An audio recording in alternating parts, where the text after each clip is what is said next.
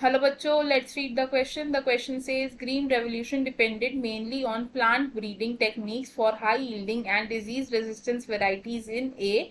wheat, B. rice, C. maize, D. all of these. तो question में हमसे पूछा है कि जो ग्रीन रेवोल्यूशन हुई थी वो किस पर डिपेंडेंट हो रही थी, mainly on the plant breeding techniques. किस लिए? ताकि हाई यील्डिंग वेराइटीज और डिजीज रेजिस्टेंस वेराइटीज आ सके।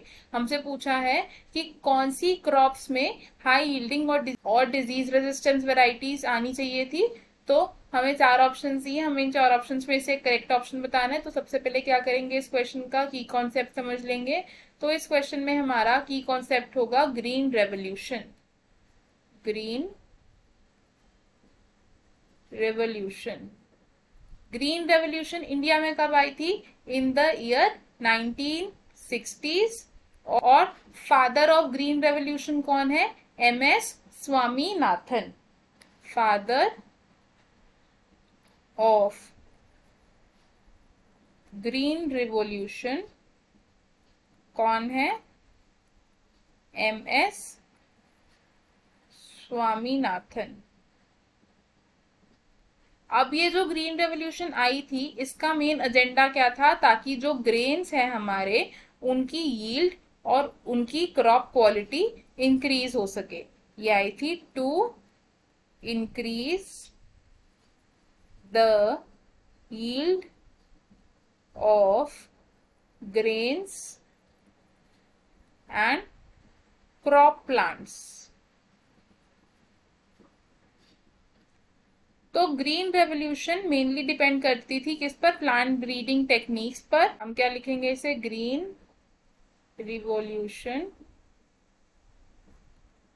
किस पर डिपेंड करती थी? Depended on plant breeding. Plant breeding technique को यूज करके ग्रीन रेवोल्यूशन में ऐसी वेराइटीज बनाई गई थी जो कि क्या थी?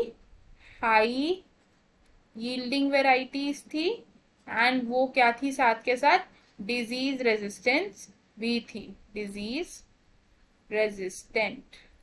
और कौन सी क्रॉप्स पर मेन फोकस किया गया था during the green revolution? They're wheat, rice and maize. तो हमें हमारे क्वेश्चन का आंसर मिल गया। क्वेश्चन में हमसे क्या पूछा था कि green revolution mainly plant breeding techniques पर डिपेंड करती थी for high yielding and disease resistance varieties in which plant crops. तो हमारा आंसर क्या होगा इसमें? ऑप्शन डी, यानी कि ऑल ऑफ दीज। तो हम इसे लिख लेंगे, we will write option D is correct. अब देख लेते हैं कि बाकी ऑप्शंस क्यों इनकरेक्ट है। ऑप्शन ए से इज वीट, तो सिर्फ वीट की वेराइटीज नहीं डेवलप हुई थी ड्यूरिंग द ग्रीन रेवोल्यूशन, तो इसलिए ये ऑप्शन हमारा रॉन्ग हो जाएगा। ऑप्शन बी से इज राइस, तो गिवन ऑप्शंस में से राइस अकेला करेक्ट ऑप्शन नहीं है, तो इसलिए इसको भी हम गलत ऑप्शन कंसिडर करेंगे। ऑप्शन सी से इज मेज, तो गिवन ऑप्शंस में से सिर्फ मेज ही इकलौता करेक्ट ऑप्शन नहीं है। एंड ग्रीन रेवोल्यूशन के टाइम पर सिर्फ मेज पर ही ध्यान नहीं दिया गया था, तो इस वजह से इसको भी हम गलत ऑप्शन कंसिडर करेंगे। तो हमारा करेक्ट एंड फाइनल आंसर क्या होगा इस क्वेश्चन का? ऑप्शन डी, यानी कि all of these. I hope you understood it well. All the best, thank you.